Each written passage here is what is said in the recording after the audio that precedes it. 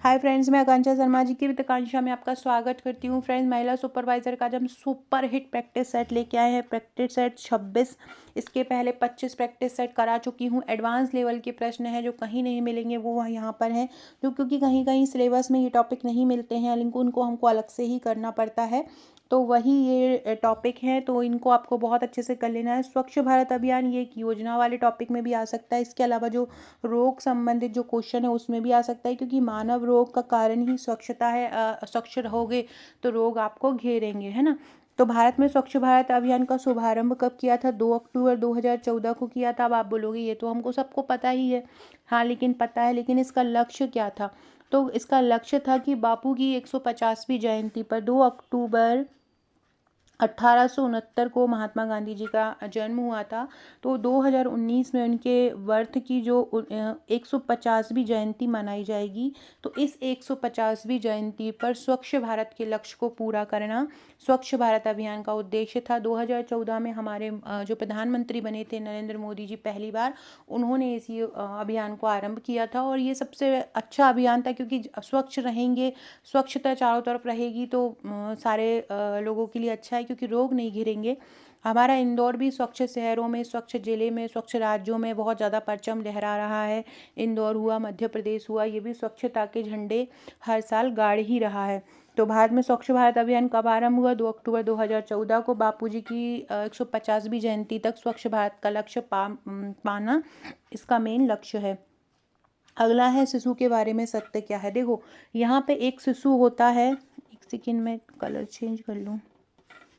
एक होता है शिशु और एक होता है नवजात। एक क्या होता है? एक शिशु होता है और एक क्या होता है? नवजात। दोनों में अंतर होता है। हाँ, एक और पता कर लो, एक होता है नवजात शिशु। नवजात शिशु। तो देखो, ये जो नवजात शिशु है और ये जो शिशु हैं, ये एक ही होते हैं। इनको हम इन्फेंट बोलते हैं। इंग्लिश में हम इनको क्या बोलते हैं? इन्फेंट बोलते हैं। जबकि ये जो नवजात होते हैं, इनको हम न्यूनेटल बोलते हैं। नवजात को क्या बोलते हैं? हम न्यूनेटल बोलते हैं। ठीक है, तो ये तीनों फैक्ट आपको याद रखना है। नवजात शिशु को भी हम इन्फेंट या इन्फेंसी कहलाते हैं ये, और नवजात को हम न्यूनेटल बोलते हैं। अब यहाँ पर पूछ रहा है शिशु, नॉट न्यूनेटल, नॉट नवजात। यहाँ पे क्या पूछ रहे हैं? शिशु। शिशु जो होता है वो 0 से 1 वर्ष तक का बच्चा होता है। शिशु क्या कहलाता है? 0 से 1 वर्ष तक का जो बच्चा होता है वो शिशु कहलाता है। जबकि 0 से जो 28 दिन तक के बच्चे होते हैं, 0 से जो 28 दिन तक के बच्चे होते हैं, वो क्या कहलाते हैं? नवजात, या इंग्लिश में बोलें तो इनको हम न्यूनेटल बोलते हैं। क्या बोलते हैं? न्यूनेटल। और जो 0 से 1 साल तक के बच्चे होते हैं वो क्या कहलाते हैं? वो शिशु कहलाते हैं। इसके बाद जो 1 से 3 साल तक के बच्चे होते हैं, इनको हम टॉडलर बोलते हैं। क्या बोलते हैं? इनको हम टॉडलर बोलते हैं। ये तीनों ही क्वेश्चन, इस एक क्वेश्चन के भी 3 क्वेश्चन बनेंगे, है ना। नवजात क्या होता है? 0 से 28 दिन का जो बच्चा होता है, 0 से 28 दिन का जो बच्चा होता है वो क्या कहलाता है? नवजात कहलाता है। 0 से 1 साल तक का जो बच्चा होता है वो शिशु कहलाता है, या इसको हम नवजात शिशु भी बोल सकते हैं। इसके अलावा 1 से 3 साल तक का जो बच्चा है वो टोडलर कहलाता है। फिर 3 से 6 के होते हैं वो पूर्व विद्यालय आयु वाले बच्चे कहलाते हैं। फिर 6 से 12 के विद्यालय आयु वाले बच्चे कहलाने लगते हैं। ऐसे अलग अलग पार्ट में डिवाइड किया है। तो ये 3 फैक्ट मेनली कन्फ्यूज़न वाले हैं, इनको याद रखना। 1 से 3 साल का बच्चा टोडलर, 0 से 1 साल तक का बच्चा शिशु, और 0 से 28 दिन तक का बच्चा जो नवजात है, इसको हम 4 सप्ताह का बच्चा भी बोल सकते हैं। 4 वीक का बच्चा भी नवजात कहलाता है। 4 वीक मतलब कितना? 28 दिन, है ना। तो 4 वीक का बच्चा भी क्या कहलाता है? नवजात कहलाता है। अगला क्वेश्चन है, पायरिया जो होता है किस अंग से संबंधित है? सारे लोग ही जानते होंगे पायरिया क्या होता है। आपके घर में आसपास कहीं ना कहीं आपने पायरिया से सर्वाइविंग कर रहे लोगों को देखा होगा। मुंह से एकदम से स्मेल भी आती है उनके, और एक दांतों से संबंधित ये रोग होता है पायरिया। तो याद रखो, पायरिया किस से संबंधित रोग होता है? तो पायरिया जो होता है वो दांतों से संबंधित रोग होता है। ये एक संक्रामक मौखिक रोग होता है। किसी एक अगर व्यक्ति को है और दूसरे व्यक्ति ने उसका झूठा खा लिया, उसका पानी पी लिया, है ना, तो दूसरे व्यक्ति को भी पायरिया हो सकता है। तो पायरिया, इसको हम पेरी ओंडोटाइटिस भी बोलते हैं। क्या बोलते हैं? पेरी ओंडोटाइटिस भी इसको बोला जाता है। पेरिओन्डोटाइटिस। पेरिओन्डोटाइटिस भी पायरिया को बोला जाता है। इसमें क्या होता है, मसूड़ों में सूजन आ जाती है। मसूड़ों में सूजन को बोलते हैं जिंजीवाइटिस। मसूड़ों में सूजन को क्या बोलते हैं, मसूड़ों में सूजन को जिंजीवाइटिस बोलते हैं। इससे क्या होता है ना, दांतों पर एक प्रकार का एक परत होती है या प्लांक बोलते हैं, वो इसमें जमा हो जाती है। दांतों पर परत या एक प्लांक तरह की जमा हो जाती है। इसका कारण क्या होता है, रेगुलर ब्रश नहीं करो, मुंह को अच्छे से कुल्ला या फ्लॉस नहीं करो, तो उसके कारण ये हो जाती है। धूम्रपान, तंबाकू के सेवन से भी हो सकती है, और कहीं कहीं पर ये आनुवंशिक बीमारी के कारण भी हो सकता है। पेरेंट्स में हो, पेरेंट्स से बच्चे, किसी के माता पिता के मुख से ये वाली समस्या हो, तो हो सकता है कि उनके बच्चों में भी ये वाली समस्या हो जाए। इसके अलावा मधुमेह, शुगर की बीमारी से भी, अगर किसी व्यक्ति को शुगर की बीमारी है तो उसको भी मसूड़ा प्रभावित कर सकते हैं। अभी कल ही परसों एक सर्वे आया है कि भारत में दिन प्रतिदिन मधुमेह की जो शिकायत है वो बढ़ रही है, और सबसे ज़्यादा अगर कोई बीमारी से ग्रसित है हमारे भारत में, जो लगभग 92 से 93% जो पॉपुलेशन है वो मधुमेह से ग्रसित है। तो मधुमेह वाले लोगों में भी ये समस्या देखी जाती है, मसूड़ों की बीमारी जो है उनमें देखी जाती है। इसके अलावा गर्भावस्था में रजोनुवृत्ति, रजोनिवृत्ति का मतलब होता है कि देखो, एक होता है रजो दर्शन और एक होता है रजोनिवृत्ति। रजो दर्शन कब होता है, 10-12 साल की उम्र में हो जाता है, और रजोनिवृत्ति लगभग 50 साल की उम्र में होती है। इसमें क्या होता है, महिला को पीरियड्स आने जो होते हैं बंद हो जाते हैं, और रजो दर्शन मतलब महिला को पीरियड आना स्टार्ट होते हैं, लड़कियों को। तो रजोनिवृत्ति जब होती है ना, तब भी कुछ हार्मोनल चेंजेस होते हैं, उसके कारण भी ये पायरिया जैसी समस्या आती है। तो ये सारे कारण पायरिया के हो सकते हैं। शराब का सेवन, पोषण आहार की कमी, है ना। तो याद रखिएगा, पायरिया को और क्या कहा जाता है, पेरियोडोंटाइटिस भी कहा जाता है, या पेरियोओन्डोटाइटिस भी इसको कहा जाता है। याद रखिएगा, पेरियोडोंटाइटिस भी इसको कहा जाता है। इसके कारण क्या होता है, मसूड़ों में सूजन आ जाती है, जिसको जिंजीवाइटिस भी बोलते हैं। एक और क्वेश्चन पूछा जाता है कि मसूड़ों में सूजन आने को क्या बोलते हैं, तो जिंजीवाइटिस बोलते हैं। मसूड़ों में सूजन आने को क्या बोलते हैं, जिंजीवाइटिस बोलते हैं। दांतों में एक प्रकार का जमा हो जाता है, प्लांक टाइप का जमा हो जाता है, जिसके कारण मसूड़ों में सूजन आ जाती है। अगला क्वेश्चन है कि जो विश्व डाउन सिंड्रोम दिवस जो मनाया जाता है वो कब मनाया जाता है, क्या होता है ये डाउन सिंड्रोम। तो ये 21वें गुणसूत्र, जो मनुष्य का जो गुणसूत्र बना, उसमें 23 जोड़ी गुणसूत्र होते हैं। 23 जोड़ी गुणसूत्र, एक 20वां भी होगा, 21वां भी होगा, 22वां भी होगा। तो जो 21वें गुणसूत्र है उससे जुड़ी समस्या है। 21वां जो गुणसूत्र होता है उसकी ट्राइसोमी हो जाती है। जो 21वां गुणसूत्र होता है वो 3 बार आ जाता है, तो उसको हम, या इसको ये बोल सकते हैं 21वें गुणसूत्र की ट्राइसोमी को डाउन सिंड्रोम कहते हैं। डाउन सिंड्रोम जो बच्चे होते हैं मंगोल टाइप के हो जाते हैं। जनरली ये मेल जो होते हैं उनमें ये देखा जाता है। 21वां गुणसूत्र जो होता है, एक अतिरिक्त 21वां गुणसूत्र डाउन सिंड्रोम वाले लोगों में हो जाता है। क्या होता है, एक अलग से 21वां गुणसूत्र जो होता है वो डाउन सिंड्रोम वाले लोगों में हो जाता है। आपसे ये क्वेश्चन पूछेंगे कि जो डाउन सिंड्रोम है, जो डाउन सिंड्रोम होता है वो किस किस गुणसूत्र की ट्राइसोमी से होता है, तो 21वें गुणसूत्र की 21वें क्रोमोसोम की ट्राइसोमी से डाउन सिंड्रोम हो जाता है। अब यहाँ पे क्वेश्चन है कि वर्ल्ड डाउन सिंड्रोम डे कब मनाया जाता है, तो 21 मार्च को मनाया जाता है। कब मनाया, देखो 21वें गुणसूत्र की ट्राइसोमी पे ही होता है, और 21 मार्च को ही मनाया जाता है। कब मनाया जाता है डाउन सिंड्रोम, 21 मार्च को ही डाउन सिंड्रोम डे मनाया जाता है। विश्व डाउन सिंड्रोम डे कब मनाया जाता है, 21 मार्च को मनाया जाता है। 22 मार्च को जल दिवस मनाया जाता है। और अब आप लोग मुझे कमेंट करके बताएंगे तपेदिक दिवस कब मनाया जाता है। तपेदिक दिवस, सारे लोग जिनको मेरे वीडियोस पसंद आते हैं सारे लोग बताइएगा कि तपेदिक दिवस कब मनाया जाता है। विश्व तपेदिक, तपेदिक जिसको हम टीवी ट्यूबरकुलोसिस भी बोलते हैं, इसके लिए BCG वैक्सीन दी जाती है, ये कब मनाया जाता है, विश्व तपेदिक दिवस कब मनाया जाता है, सारे लोग कमेंट करके बताइएगा। अगला है, निम्नलिखित में से ब्लड ग्रुप बी के बारे में सत्य क्या है। इसमें ए एंटीजन पाया जाता है। क्यों पाया जाएगा? जब ब्लड ग्रुप बी है तो ए तो पाया ही नहीं जाएगा, बी एंटीजन पाया जाएगा। ये बिल्कुल सही है कि इसमें बी एंटीजन पाया जाता है। यह केवल ए बी ब्लड ग्रुप वाले पर्सन को ब्लड डोनेट कर सकता है, ऐसा नहीं है। ये केवल ए बी को क्यों कर पाएगा, ये तो बी को कभी कर पाएगा, तो ये भी गलत है। इसमें कोई एंटीजन नहीं पाया जाता, ये भी गलत है। केवल दूसरा इसमें सही होगा, ब्लड ग्रुप बी में बी एंटीजन पाया जाएगा, ब्लड ग्रुप ए में ए एंटीजन पाया जाएगा। इस प्रकार से ये क्वेश्चन बनते हैं। अगला है सार्वभौमिक दाता जो होता है वो ओ कहलाता है, और सार्वभौमिक जो ग्राही होता है वो ए बी ब्लड ग्रुप का है। ये ए से भी ब्लड ले सकता है, ए बी जिसका ब्लड ग्रुप होगा वो बी से भी ले सकता है, ओ से भी ले सकता है, और जो ओ वाला होगा ना वो केवल ओ से ही ले पाएगा। वो दे सबको पाता है, ए को भी दे पाएगा, यूनिवर्सल ब्लड ग्रुप हो, यूनिवर्सल डोनर कहा जाता है इसको। बी को भी दे पाएगा, ए बी को भी दे पाएगा, है ना। तो ओ ब्लड ग्रुप वाला सबको दे पाएगा। लैंडस्टीनर ने इस ब्लड ग्रुप की खोज की थी। अगला है आग्रान्यूलोसाइट प्रकार की WBC है। निम्नलिखित में से जो आग्रान्यूलोसाइट कौन सी WBC होती है? न्यूट्रोफिल्स होती है, इओसिनोफिल्स होती है, मोनोसाइट होती है, बेसोफिल्स होती है, क्या होती है? आग्रान्यूलोसाइट। चाहे WBC हो चाहे RBC हो, दोनों ही फैक्ट आपको अच्छे से कर लेने हैं।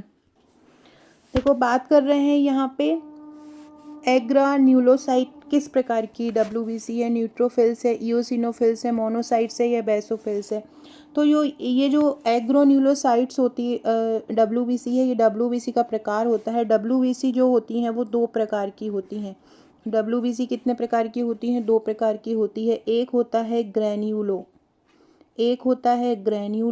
और एक होता है एग्रान्यूलो। एक होता है ग्रेन्यूलो और एक होता है एग्रोन्यूलो। कि ये इनमें एक प्रोटीन पाया जाता है, उस प्रोटीन के अंतर जो ग्रेन्यूल प्रोटीन होता है, ग्रेन्यूल प्रोटीन इसमें मौजूद होता है, इसलिए इसको ग्रेन्यूलोसाइट बोलते हैं। इसमें एब्सेंस होता है, इसलिए इसको एग्राग्यूनोलोसाइट्स बोलते हैं। दोनों याद रखिएगा। इसमें ग्रेन्यूल नामक प्रोटीन होता है, इसलिए इसको ग्रेन्यूलोसाइट बोलते हैं। इसमें नहीं होता है, इसलिए इसको एग्रेनुलोसाइट बोलते हैं। मतलब ग्रेनुलो के साथ एग ग्रेन्यूल लग गया तो उसमें वो WBC का दूसरा प्रकार हो जाएगा। मतलब ग्रेन्यूल नामक एक प्रोटीन होता है, उसकी ही उपस्थिति और उसकी अनुपस्थिति से ही हम इसका प्रकार का पता लगाते हैं। तो याद रखो WBC जो है उसके दो प्रकार होते हैं, ग्रेन्यूलो और अग्रेन्यूलो। अब समझ में आया ये अग्रेन्यूलो क्या है? जो एग्रेन्युलर होता है उसको मोनोक्यूलर ल्यूकोसाइट भी बोलते हैं। मोनोक्यूलर ल्यूकोसाइट बोलते हैं, इसलिए ये क्या आ जाएगा? मोनोसाइट आ जाएगा। मतलब ये किस प्रकार का है? मोनोसाइट प्रकार का होता है। WBC का निर्माण कहाँ पर होता है? तो WBC का निर्माण अस्थि मज्जा में होता है। ये हमारी प्रतिरक्षा प्रणाली का हिस्सा होती हैं, हमारे शरीर को जो रोगों से लड़ने में मदद करते हैं ये वाइट ब्लड सेल्स ही करते हैं। जो एग्रोन्यूलोसाइट्स होते हैं ये हमारे शरीर में लिम्फ नोड्स से जुड़ते हैं, इनमें केवल एक लोब होता है। जबकि ग्रेन्युलोसाइट जो होते हैं वो छोटे छोटे कण होते हैं जो प्रतिरक्षा तंत्र पर हमला होने पर, अगर कोई बैक्टीरिया कोई वायरस आक्रमण करता है प्रतिरक्षा तंत्र पर, तो वो एक एंजाइम छोड़ देते हैं। ग्रेन्युलोसाइट जो होते हैं वो 3 प्रकार के होते हैं। ग्रेन्युलोसाइट कितने प्रकार के होते हैं? 3 प्रकार के होते हैं। एक होता है न्यूट्रोफिल्स, तो ये न्यूट्रोफिल्स किसका हो जाएगा? ग्रेन्युलो का हो जाएगा। एक होता है न्यूट्रोफिल, एक होता है इओसिनोफिल और एक होता है बेसोफिल्स। तो ये जो तीन होते हैं ये और ये किसके प्रकार हैं? ये ग्रेन्युलोफिल्स के हैं। किसके हैं? ग्रेन्युलोफिल्स या ग्रेन्युलोसाइट के होते हैं, है ना। श्वेत रक्त कोशिकाओं में 65% ग्रेन्युलोसाइट पाए जाते हैं। श्वेत रक्त कणिकाओं में क्या होता है? 65% ग्रेन्युलोसाइट पाए जाते हैं। मतलब ये कितने पाए जाते हैं? 65% पाए जाते हैं। और जो एग्रोन्युलोसाइट होते हैं वो केवल और केवल 35% पाए जाते हैं। जो मोनोसाइट होता है वो यही एग्रोन्युलोसाइट होता है। जबकि ये न्यूट्रोफिल्स हुआ, इओसिनोफिल्स हुआ, बेसोफिल्स हुआ, ये क्या है? ग्रेन्युलोसाइट्स होते हैं। इनमें ग्रेन्यूल मतलब इनमें छोटे छोटे से कण होते हैं। श्वेत रक्त कणिकाओं को हम ल्यूकोसाइट बोलते हैं। श्वेत रक्त कणिकाएं जो पूरी होती हैं उनको ओवरऑल अगर देखा जाए तो उनको हम क्या बोलते हैं, उनको ल्यूकोसाइट बोला जाता है। तो ये क्वेश्चन क्लियर हुआ। एग्रान्युलोसाइट प्रकार की डब्ल्यूसी किस प्रकार की डब्ल्यूसी है, तो एग्रान्युलोसाइट क्या होता है, तो दो प्रकार की चीज़ें होती हैं, एक ग्रेनुलो और एक ग्रेनुलो।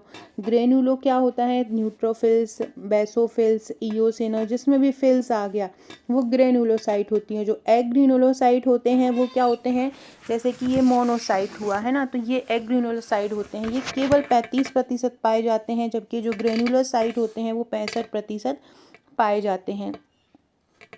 अगर यहाँ पे एक क्वेश्चन आपसे पूछें कि निम्नलिखित में से श्वेत रक्त कोशिका एग्रेनुलोसाइट का एक प्रकार है, आपको दे दें न्यूट्रोफिल्स दे दें, इओसिनोफिल्स दे दें, बेसोफिल्स दे दें और लिम्फोसाइट दे दें, तो जो मोनोसाइट हुआ, लिम्फोसाइट हुआ, ये क्या है, एग्रेनुलोसाइट हैं। एग्रेनुलोसाइट कौन हो जाएंगे, मोनोसाइट हुआ, लिम्फोसाइट हुआ। और जिसमें भी ये फिल्स आ जाएगा, ये जो फिल्स वाली जो चीज़ें हैं, देखो ये फिल्स, ये वाला फिल्स, ये वाला फिल्स और ये वाला फिल्स, ये क्या हो जाएंगे, ये ग्रेन्युलोसाइट हो जाएंगे, है ना। और ये जो साइट वाली जो चीज़ें होती हैं, चाहे मोनोसाइट हो चाहे लिम्फोसाइट हो, ये क्या हो जाएंगी, ये एग ग्रेनुलोसाइट हो जाएंगी। एग ग्रेनुलोसाइट दोनों के प्रकार हैं, ग्रेनुलोसाइट और एग ग्रेनुलोसाइट। एग ग्रेनुलोसाइट में क्या आ जाएगा, लिम्फोसाइट आ जाएगा, मोनोसाइट आ जाएगा, है ना। लिम्फोसाइट क्या होती हैं, ये जैसे कि आपने एड्स के बारे में पढ़ा होगा, एड्स वायरस जो होता है टी कोशिकाओं को प्रभावित करता है, तो जो लिम्फोसाइट होता है ना, वो यही एग ग्रेनुलोसाइट होती हैं। टी कोशिका हुई, बी कोशिका हुई, नेचुरल जो किलर कोशिकाएं होती हैं, ये सारी लिम्फोसाइट होती हैं। ये किसका एक प्रकार होती हैं, ये एग ग्रेनुलोसाइट का प्रकार होती हैं। जबकि जो न्यूट्रोफिल्स होते हैं, इओसिनोफिल्स होते हैं और ये बेसोफिल्स होते हैं, किसके प्रकार होते हैं, ग्रेनुलोसाइट के प्रकार होते हैं। डब्ल्यूबीसी का एक अलग से वीडियो लेके आऊँगी, उसमें सारे समझा दूंगी। अभी आप इतना समझिए कि डब्ल्यूबीसी के दो प्रकार होते हैं, एक ग्रेनुअल, एक एग ग्रेनुअल। ग्रेनुअल जिनमें कण रूप में विद्यमान होते हैं न्यूट्रोफिल्स, इओसिनोफिल्स, बेसोफिल्स, और जबकि जो एग ग्रेनुअल होते हैं उनमें मोनोसाइट, लिम्फोसाइट इस प्रकार की होती हैं, इनमें कण नहीं पाए जाते। ग्रेनुलोसाइट में कण पाए जाते हैं और एग ग्रेनुलोसाइट में कण नहीं पाए जाते हैं। तो ये फैक्ट आप याद रखिएगा।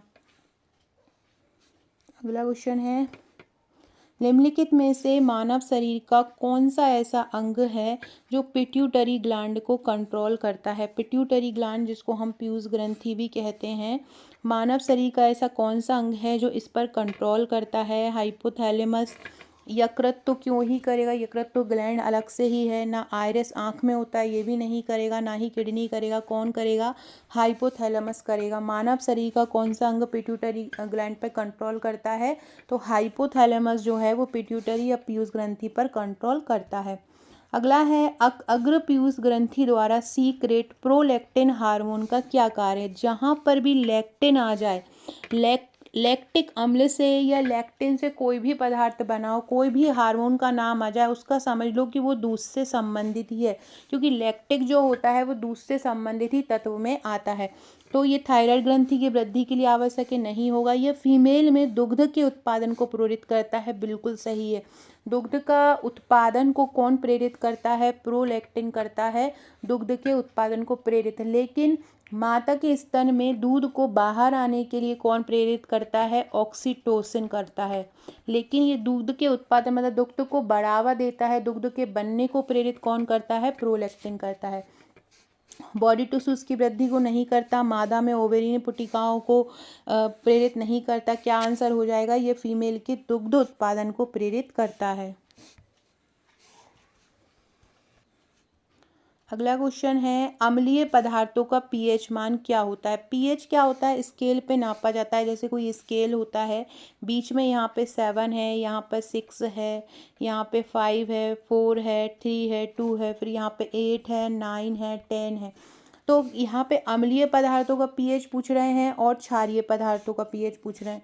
तो देखो 7 से जब कम पे जाते हैं, 7 से कम जाते हैं तो वो अम्ल होता है, और 7 से ज़्यादा अगर जाते हैं तो वो क्षार होता है। तो 7 से कम मान किसका हो जाएगा? अम्ल का हो जाएगा। 7 से ज़्यादा मान किसका होगा? क्षार का हो जाएगा।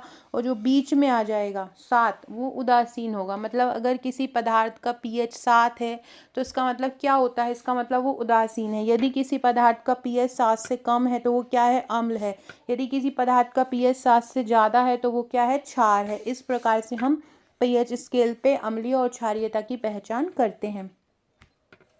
अगला है ह्यूमन बॉडी में पाए जाने वाला कौन सा ऑर्गन जो है वो सेम के बीच के आकार का रहता है? तो सेम के बीच के आकार का रहता है, इस प्रकार से उसका स्ट्रक्चर होता है। तो मानव शरीर में ऐसा कौन सा स्ट्रक्चर होता है? मानव शरीर का ऐसा कौन सा अंग होता है जो सेम के बीच के आकार का होता है? तो वो है किडनी। किडनी को रेन्स भी बोलते हैं और ये सेम के बीच के आकार का होती है। इसका किडनी में कोई अनियमितता तो नहीं है, इसका पता लगाने के लिए क्रिएटिनिन परीक्षण किया जाता है। कौन सा? क्रिएटिनिन परीक्षण जो होता है वो इसका पता लगाने के लिए कि आपकी किडनी में कोई असमानता तो नहीं है,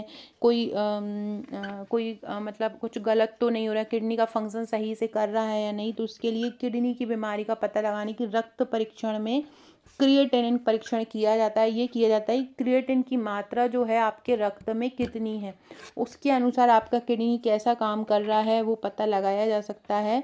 जो क्रिएटिन होता है वो होता क्या है? तो आपके शरीर की जो मांसपेशियां होती हैं, वो मांसपेशियां हमारे शरीर में टूटती रहती हैं और बाहर निकलती रहती हैं। जब वो मांसपेशियां जो है बाहर नहीं निकल पाती हैं, हमारे शरीर से जो सेल्स होती हैं वो बाहर नहीं निकल पाती हैं, तो वो क्या करती हैं? हमारे अंदर ऑर्गन में ही जमा होती जाती हैं।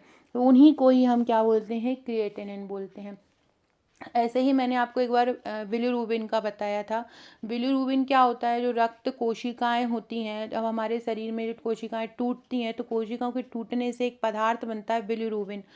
वैसे तो क्या होता है वो यकृत बाहर निकल जाता है, लेकिन क्या होता है कब जब व्यक्ति को पीलिया हो जाता है तो पीलिया में क्या होता है? लीवर बहुत ज़्यादा कमज़ोर हो जाता है, तो जो बिलीरुबिन होता है ना वो उसको यकृत जो है ना बाहर नहीं निकाल पाता और वो शरीर में उसकी मात्रा बढ़ती जाती है। अब बिलीरुबिन क्या है? आप देखा होगा कहीं आपको लग जाती है तो ब्लड होता है ना, थोड़े दिन बाद जहाँ से खून निकलता है ना वहाँ पे पीला पीला सा हो जाता है, तो वो ब्लड का ही एक प्रकार ही होता है बिलीरुबिन। अब जब पीला होता है बिलीरुबिन, अब वो जब शरीर से बाहर नहीं निकल पाएगा, बिलीरुबिन अंदर ही अंदर पनपता रहेगा तो शरीर पे आक्रमण करेगा और शरीर क्या हो जाता है? पीला हो जाता है। तो बिलीरुबिन के कारण होता है। सेम यहाँ पे ये क्रिएटिनिन होता है। क्रिएटिनिन अगर बढ़ जाते हैं तो मतलब आपकी जो किडनी है वो सही तरीके से काम नहीं करती है। अगला क्वेश्चन है, दस्त रोग में मृत्यु का कारण कौन सा होता है? दस्त में क्या? देखो, दस्त से मृत्यु मतलब बहुत ही कम होती है, 2-3% इसका चांस होता है।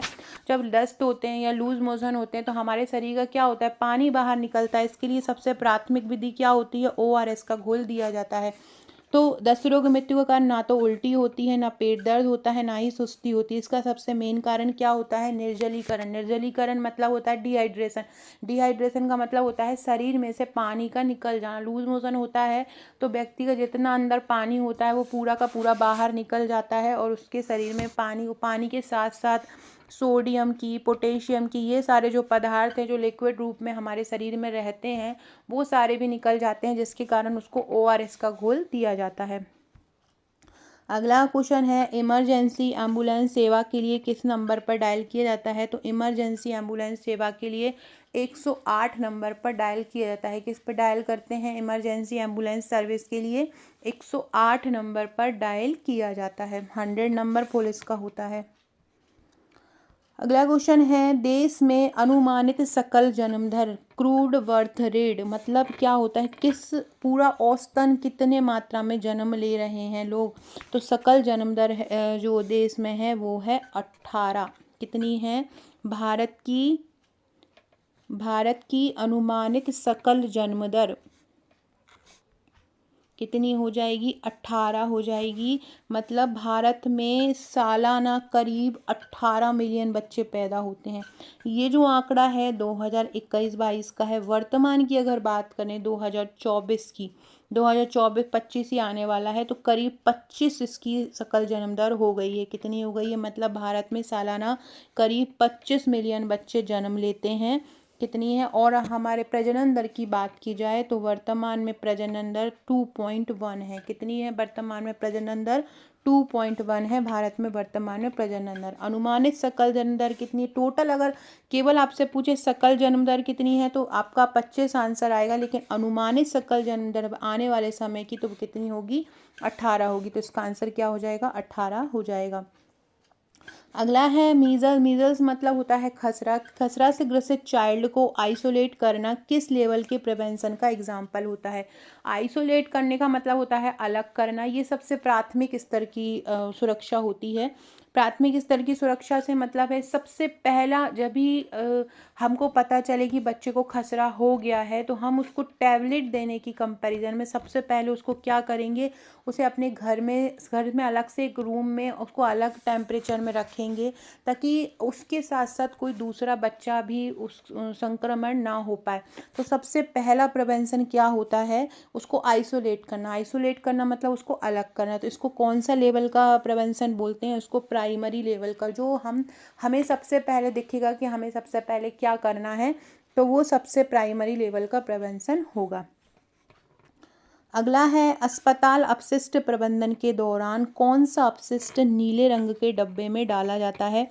अलग अलग अपशिष्ट सामग्री होती है, अलग अलग डब्बे में डाला जाता है। यहाँ पे पूछा है, देखो अपशिष्ट के लिए भी एक अलग डब्बा, अलग अलग कलर के डब्बे बनाए हैं अलग अलग चीज़ों को रखने के लिए हॉस्पिटल में। जैसे कि प्लेसेंटा भी होता है, प्लेसेंटा अलग रहे, प्लेसेंटा का पार्ट है गर्भनाल, जो सूजी वगैरह है जो मतलब एक गर्भवती स्त्री के यूज़ में आई हैं, ये सारी चीज़ें जो होती हैं उनको बाद में एक गार्बेज में फेंक दिया जाता है। तो अलग अलग प्रकार के गार्बेज होते हैं। जैसे कि एक पीले रंग का होता है। पीले रंग में क्या होता है? पीले रंग में मानव अंग होते हैं, जैसे कि प्लेसेंटा हुआ, मरहम पट्टी हुई, कॉटन स्वैप हुआ, रक्त से संक्रमित कपड़े हुए। ये सारे किस में दिए जाते हैं? पीले रंग में दिए जाते हैं। एक रेड कलर का होता है, लाल रंग का होता है। लाल रंग में प्लास्टिक की ट्यूबिंग हुई, ड्रिप सेट हुए, इंट्रावीनस ट्यूब हुई, मतलब जिनसे हम अंदर नसों में इंजेक्ट करते हैं, है ना। मूत्र बैग सीरीज हुई, ये सब रेड कलर के डब्बे में डालते हैं। कांच के अपशिष्ट हुए, कांच की जो सुइयाँ हुई, है ना, टेस्ट ट्यूब हुई, ये सारी जो चीज़ें होती हैं वो हम नीले रंग के डिब्बे में डालते हैं। यहाँ पे नीला ही रंग पूछा है तो इसमें क्या आ जाएगा उत्तर? जो जितने भी अपशिष्ट शार्प सुई या बेकार जो नुकीली सुई होती हैं उसको हम नीले रंग के डब्बे में डालते हैं। इस पर भी मैंने आपको पहले एक वीडियो बता चुकी हूँ, उसमें मैंने बताया है कि किस में क्या क्या डालना चाहिए। तो नीले रंग के डिब्बे में क्या डालते हैं हम? जो नुकीली शार्प सुई होती है वो नीले रंग के डिब्बे में डालते हैं। फ्रेंड्स, जो चैनल पर नए हैं सबसे पहले कमेंट कर दीजिए ताकि मुझे पता चले कौन कौन न्यू आए हैं अभी चैनल पर। पुराने लोग भी सारे कमेंट कीजिएगा जो क्वेश्चन पूछा था। और ये AKANKSHA आकांक्षा 1957 ये मेरी इंस्टाग्राम आईडी है। एक बार जाके ज़रा यहाँ पे देख लीजिए। मैं ये नहीं बोल रही हूँ, फॉलो कर लीजिए। यहाँ पे बहुत अच्छे अच्छे एडवांस लेवल के आपको MCQ मिलेंगे। बहुत अच्छा अच्छा डाटा जो आंगनवाड़ी में अभी अपडेट हुई हैं सारी चीज़ें आपको यहाँ पर मिलेंगी। तो सारे लोग इसको फॉलो कर लीजिएगा, आकांक्षा 1957 को, अगर आपको अच्छा लगता है। एग्ज़ाम तक आपको यहाँ पर भी बहुत सारे क्वेश्चन जो हैं मिलते रहेंगे। उसकी डिस्क्रिप्शन बॉक्स में भी मैं लिंक डाल दूँगी। अगला क्वेश्चन है हेपेटाइटिस बी की जो अवधि कितनी होती है? हेपेटाइटिस जो बी है, हेपेटाइटिस जो है उसको यकृत शोध भी बोलते हैं, यकृत शोध, क्योंकि ये यकृत से संबंधित बीमारी है। इसमें यकृत में क्या होती है? सूजन आ जाती है और ये एक हेपेटाइटिस बी नामक वायरस के कारण होता है। हेपेटाइटिस बी नामक एक वायरस होता है, उसके कारण ये हेपेटाइटिस बी बीमारी हो जाती है, यकृत में इसकी सूजन आ जाती है। देखो वायरस जो होते हैं वो DNA या RNA का प्रकार होते हैं। जो हेपेटाइटिस बी होता है वो डबल स्टैंडर्ड DNA वायरस होता है। क्या होता है? डबल स्टैंडर्ड DNA वायरस होता है। याद रखिएगा हेपेटाइटिस क्या होता है? Hepatitis double standard DNA virus होता है। आपसे ये पूछ सकते हैं कि हेपेटाइटिस किस प्रकार का वायरस है? सिंगल RNA है, सिंगल DNA है, डबल DNA है, डबल RNA है। तो डबल स्टैंडर्ड DNA होता है हेपेटाइटिस बी। लीवर का गंभीर संक्रमण है, इसके लिए टीका दिया जाता है। जन्म के तुरंत बाद ही हेपेटाइटिस बी का टीका देने की सलाह दी जाती है। हाँ, इसका क्वेश्चन तो मैंने आंसर बताया नहीं। इसकी अवधि या इंक्यूबेशन पीरियड जो होता है वो कितना होता है, ये सबसे ज़्यादा समय तक रहता है, लगभग 60 से 80 दिन रहता है। कितना रहता है? 60 से 80 दिन। हेपेटाइटिस बी कितने समय तक रहता है? अगर हेपेटाइटिस बी हो जाए तो ये कोई 7-8 दिन तक नहीं रहता है, लगभग 60 से 80 दिन रहता है, और 6 से 8 दिन में ये पनप जाता है। पनपने में इसको 6 से 8 दिन लगते हैं, जबकि ये रहता कितना है? 60 से 80 दिन ये रहता है। ये दोनों ही फैक्ट याद रखिएगा। ये भी पूछ सकते हैं कि कितने समय तक रहता है, तो और इसका इंक्यूबेशन पीरियड कितना रहता है, तो 60 से 80 दिन इसकी अवधि रहती है। मतलब ये इतने दिनों तक तो रहता ही है। और पहचान करने में एकदम धीरे जल्दी से पहचान करने में भी नहीं आता है कि समझ में आ जाए 1-2 दिन में कि हाँ इस बंदे को हेपेटाइटिस से ये पीड़ित है, ये समझ में भी नहीं आता है। तो इसकी अवधि कितनी होती है? जनरली 60 से 80 दिन इसकी जनरली अवधि होती है। और ये जितने रोग आप पढ़ते हैं उनमें सबसे ज़्यादा ही इसकी अवधि है। कितनी है? 60 से 80 दिन है। हमारे देश में विस्तारित टीकाकरण कार्यक्रम की जो शुरुआत हुई थी वो कब हुई थी? विस्तारित टीकाकरण कार्यक्रम को हम बोलते हैं एक्सपेंडेड इम्यूनाइजेशन प्रोग्राम, इसको ईपीआई भी बोला जाता है। तो ये बोल रहे हैं इसकी शुरुआत कब हुई थी? तो 1978 में हुई थी, जबकि 1985 में सार्वभौमिक टीकाकरण आरंभ हुआ था। 1978 में विस्तारित टीका कार्यक्रम और 1985 में सार्वभौमिक टीकाकरण कार्यक्रम की स्टार्टिंग हुई थी। 1978 में जो विस्तारित टीकाकरण कार्यक्रम आरंभ हुआ था, जिसको हम ईपीआई बोलते हैं, एक्सटेंडेड इम्यूनाइजेशन प्रोग्राम, इसी को ही बाद में 6 प्रमुख बीमारी का टीकाकरण करके 6 प्रमुख बीमारी को टीकाकरण में शामिल करके सार्वभौमिक टीकाकरण आरंभ किया था, जिसको यूपीआई बोलते हैं या यूआईपी भी बोलते हैं, सार्वभौमिक यूनिवर्सल इम्यूनाइजेशन प्रोग्राम जिसको बोला जाता है। इसकी शुरुआत कब हुई थी? 1985 में हुई थी।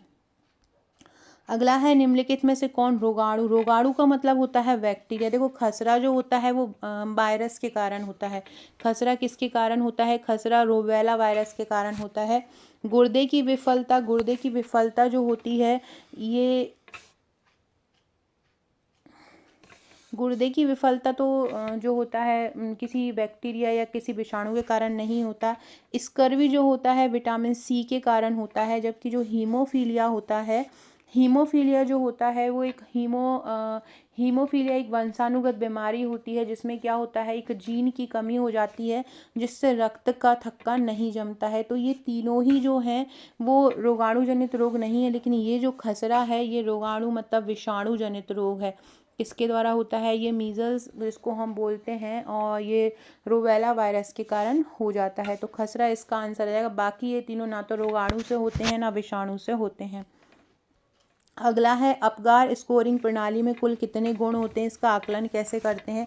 देखो जो अपगार स्कोरिंग प्रणाली होती है, नवजात बच्चा सही से काम कर रहा है या नहीं, नवजात में सारे सिम्टम्स सही हैं या नहीं, उसकी जो वो हार्ट रेट है वो सही से काम कर रही है नहीं, उसकी अपीयरेंस उसमें कलर सही से है या नहीं। तो ये जो APGAR ये अपगार स्कोर होता है।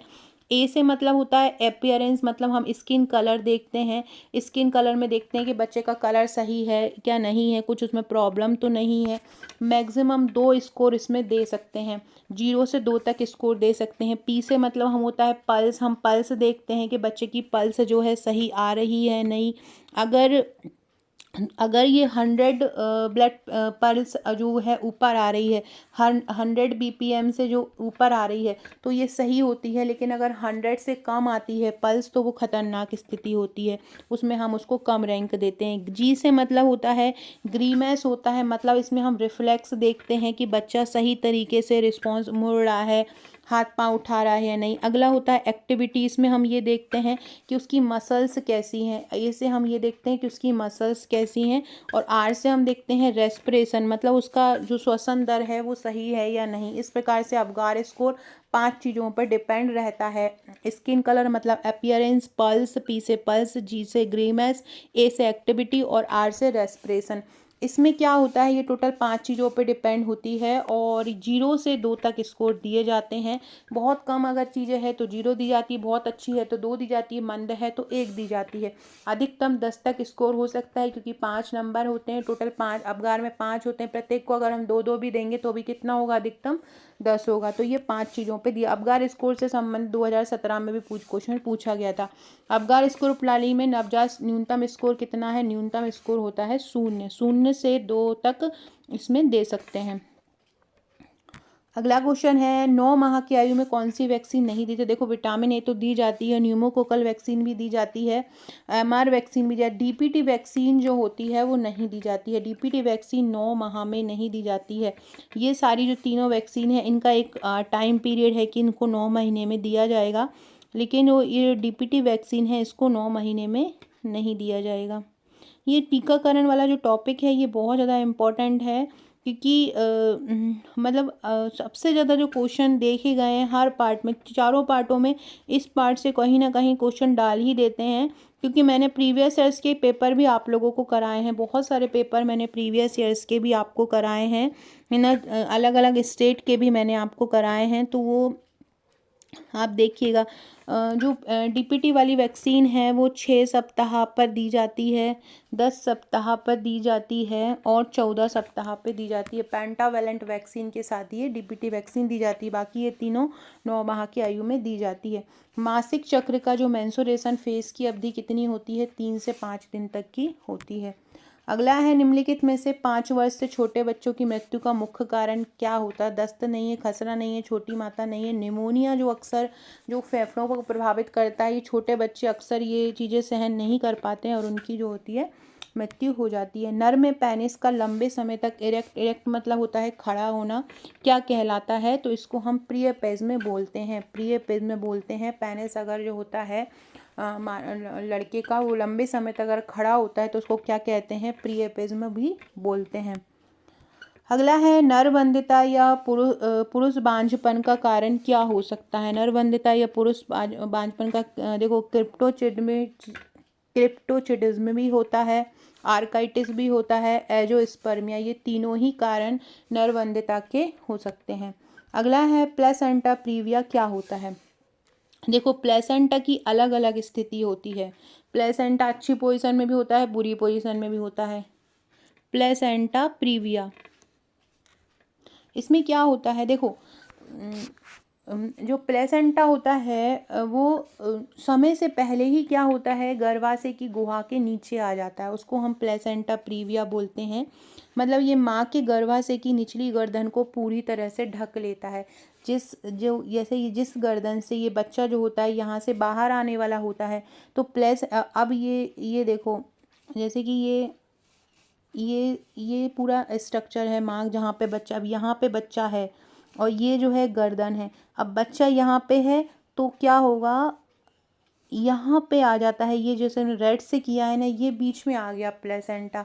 अब जो गर्दन ग्रीवा यहाँ से ही बच्चे को बाहर आना है, अब बीच में प्लेसेंटा आ गया तो ये क्या करता है, गर्भाशय की जो गुहा है, गर्भाशय की जो गर्दन है उसको ढक लेता है ना। तो जब गर्भनाल माँ के गर्भाशय को ढक लेता है तो उसको क्या बोलते हैं, प्लेसेंटा प्रीविया बोलते हैं।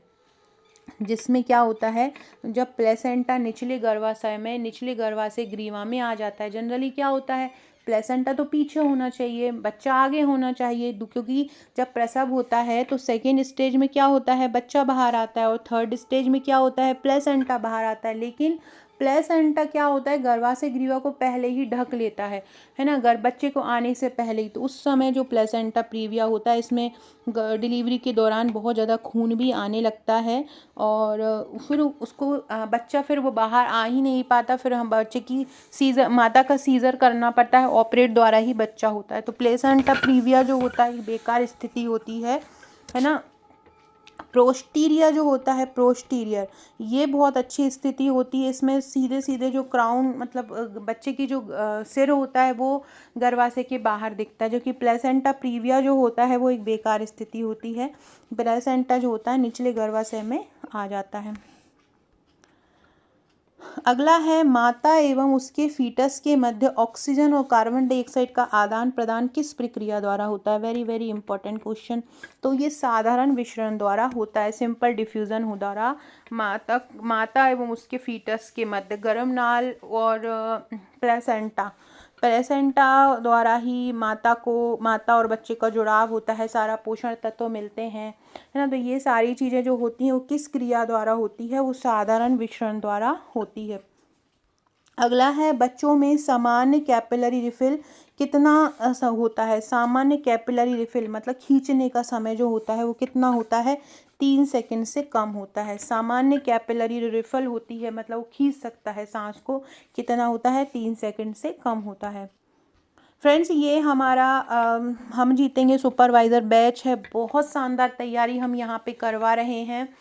कठिन से कठिन टॉपिक जो होता है उसको हम बहुत इजी लैंग्वेज में कवर करवा रहे हैं। जैसे कि आज सपोज़ कीजिए मैंने कल आप लोगों को बताया था कि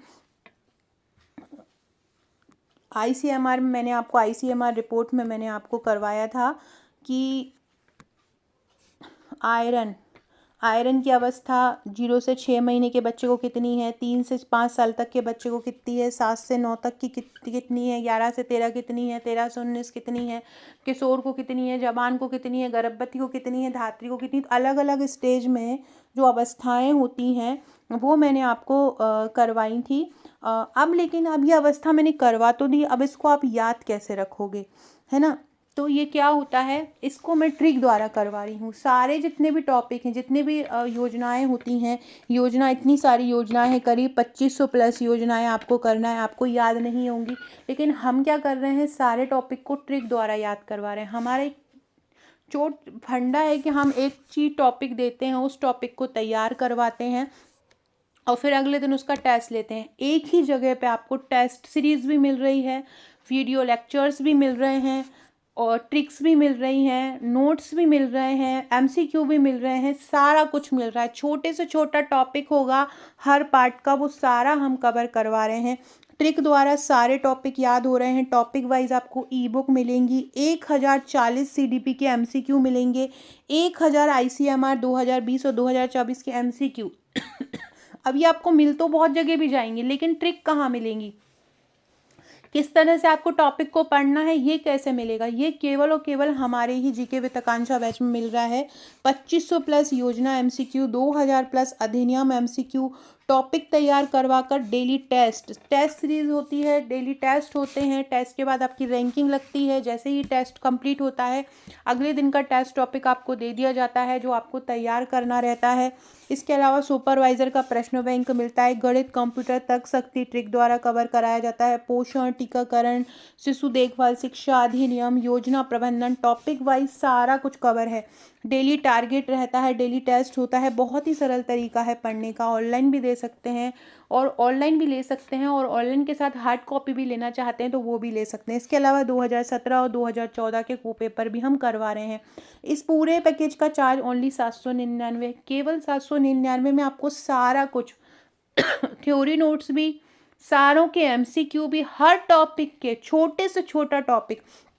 अभी हमारे जो तैयारी ग्रुप है उसमें विशेष आवश्यकता वाले बच्चे कर रहे हैं। विशेष आवश्यकता वाले बच्चों में चाहे वो प्रतिभाशाली बच्चे हों, चाहे मंदित हों, चाहे पिछड़े वर्ग हों, मंदित बालकों को कितने भागों में बांटा है, उनसे संबंधित कितने प्रश्न बन सकते हैं, उनको शैक्षिक रूप से कितने भागों में बांटा है, उनको उनके चित्रात्मक रूप से उनको पढ़ाने के तरीकों में कितने रूप में बांटा है ना। उसके अलावा अलग अलग लोगों ने इनकी परिभाषाएं क्या क्या दी हैं, ये सारा कुछ हम कवर करवा रहे हैं। टॉपिक वाइज एक एक टॉपिक कंप्लीट करवा रहे हैं और उस टॉपिक से, उस छोटे से टॉपिक से कितने MCQ बन सकते हैं वो सारा हम कवर करा रहे हैं। तो कुछ बाहर जाएगा ही नहीं, एग्ज़ाम तक लाखों में MCQ कर लेंगे आप। रोज़ प्रैक्टिस कर रहेंगे, रोज़ टेस्ट देंगे, रोज़ करेंगे तो आपका कोई भी क्वेश्चन बाहर कैसे ही जाएगा। तो ये सारा मैं करवा रही हूँ आपको। तो जो लोग भी ये हमारा पैकेज लेना चाहते हैं मुझे व्हाट्सअप कर दीजिए। मेरा व्हाट्सअप नंबर यहाँ पे लिखा हुआ है 6260190944। इसके अलावा डिस्क्रिप्शन बॉक्स में मेरे WhatsApp group, Telegram group, Facebook, Twitter, Insta की भी लिंक मिल जाएगी। आप वहाँ से भी मुझे ज्वाइन कर सकते हो। बहुत ही शानदार पैकेज है, किसी एप्लीकेशन पर आपको नहीं जाना है, हम डायरेक्ट आपको व्हाट्सएप और टेलीग्राम पर तैयारी करवा रहे हैं। इसमें आपको 2 टेलीग्राम और 1 व्हाट्सएप ग्रुप मिलेगा। जैसे ही आपको मुझे बोलना है कि हमको आपका बैच लेना है, हम आपको पेमेंट नंबर देंगे। जैसे ही आपका पेमेंट हमारे पास आएगा, हम आपको 2 टेलीग्राम और 1 व्हाट्सएप ग्रुप से ऐड कर देंगे, जहां पर आपकी तैयारी स्टार्ट हो जाएगी। तो इस प्रकार से आप ये हमारा बैच जो है वो ज्वाइन कर सकते हैं। कठिन से कठिन टॉपिक को ट्रिक द्वारा याद कर सकते हैं। छोटे से छोटा टॉपिक भी कठिन नहीं लगेगा, हम सारा कुछ कवर करवा देंगे। आज हमने आयरन की हर हर अवस्था में कितनी कितनी मात्रा है, पुरुष 19 है, महिला 29 है, गर्भवती 40 है, धात्री 23 है, 0 से 12 महीने का बच्चा 3 मिलीग्राम है, 1 से 3 साल का बच्चा 8 मिलीग्राम है। ये सारा कुछ हमने कैसे याद रख पाओगे इतना सारा? अभी तो ये आयरन ही है, बाकी पोटेशियम भी है, सोडियम भी है, विटामिन्स भी हैं अलग अलग, सारी अवस्था कैसे याद रख पाओगे? तो उसके लिए हम ट्रिक करवा रहे हैं, ट्रिक द्वारा आपकी सारी प्रॉब्लम सॉल्व हो जाएगी। तो जो भी हमारा ये बैच लेना चाहते हैं, जिन्होंने अभी बिल्कुल भी तैयारी नहीं की है, या जिनकी सारी तैयारी हो गई, या जो बीच में है, जिन्होंने बैच अलग अलग जगह पे ले लिया है, वो भी हमारा बैच ज्वाइन कर सकते हैं। आपको पढ़कर समझकर टेस्ट देकर आपको बहुत अच्छा लगेगा, आपको एकदम से बहुत अच्छी फीलिंग आएगी कि हाँ आपकी तैयारी हो रही होगी। आप रोज़ टेस्ट देंगे तो आपका वो जो टॉपिक है वो कंप्लीट होता जाएगा। इसके अलावा ये हार्ड कॉपी नोट्स हैं, किन्हीं को ऑनलाइन के साथ साथ हार्ड कॉपी से भी पढ़ना है तो आप हमारी ये हार्ड कॉपी नोट्स भी मंगा सकते हैं। हार्ड कॉपी और ऑनलाइन का चार्ज 1699 हो, केवल ऑनलाइन अगर लेना है तो 799, जो भी आप लेना चाहते हैं ले सकते हैं। अगला है ऑब्स्ट्रक्टेड लेबर का कारण नहीं है जी। ऑब्स्ट्रक्टेड होता क्या? ऑब्स्ट्रक्टेड मतलब होता है बाधित प्रसव, मतलब प्रसव होने में क्या समस्या आ रही है, इसका कारण क्या हो सकता है। सबसे पहले एक क्वेश्चन आप लोगों को समझ में नहीं आया होगा, मुझे आ रहा है समझ में, मैं वो समझा देती हूँ। ये बच्चों में सामान्य कैपिलरी रिफिल कितना होता है? देखो, इसको CRT बोलते हैं, कैपिलरी, इसको हम CRT बोलते हैं। ये 3 सेकंड से कम होता है।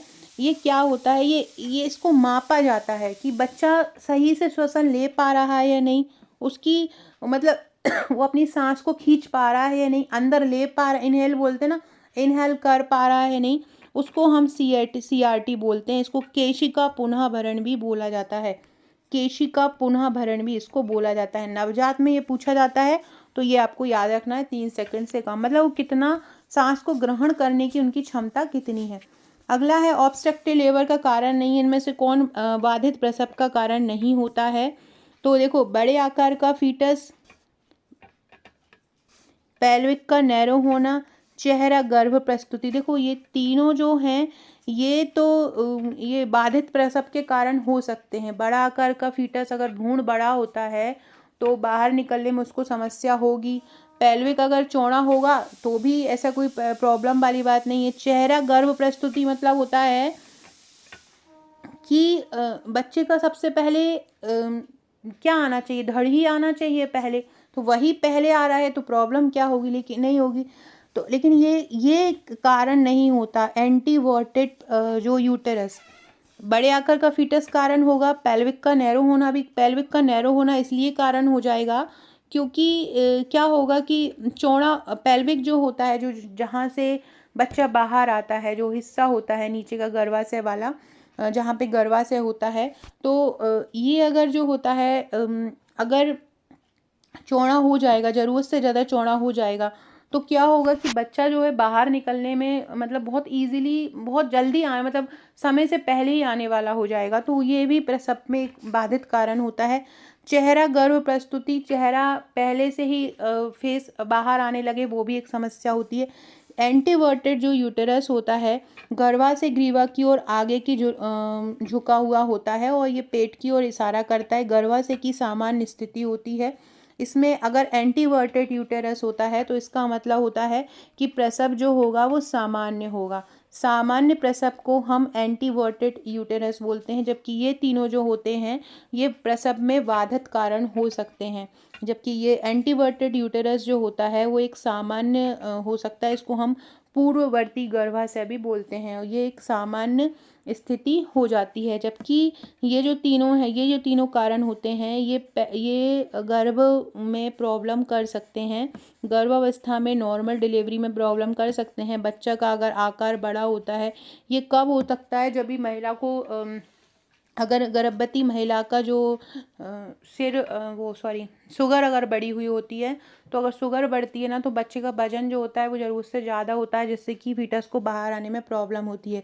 ये जो चेहरा गर्भ प्रस्तुति क्या होता है, गर्भावस्था के दौरान क्या होता है, बच्चे का सिर पीछे की ओर मुड़ जाता है और तो पीछे की ओर मुड़ जाता है, तो और मुड़कर पहले श्रोणि में प्रवेश कर जाता है। मतलब जो जहाँ से बाहर निकलना होता है ना पेल्विक में, वहाँ आ जाता है, तो उसे चेहरा या सिर का प्रस्तुतिकरण कहते हैं।